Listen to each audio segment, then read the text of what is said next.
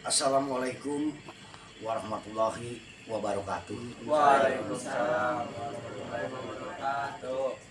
Kami atas nama keluarga besar dari Lenong Cantel Group yang mana dipimpin langsung bersama saya sendiri, Bapak Hamdan Cantel, ingin minta maaf khususnya kepada tokoh masyarakat Jatimulya, terutama Bapak Kapolsek, Babinsa Binamas, dan juga Ketua MUI, khususnya kepada lapisan masyarakat Indonesia dan juga media sosial.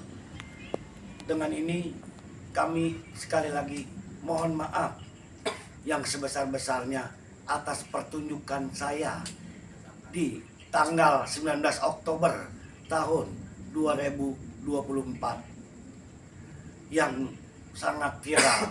Sekali lagi saya mohon maaf yang sebesar-besarnya. Dengan akhir kata wassalamualaikum warahmatullahi wabarakatuh. Waalaikumsalam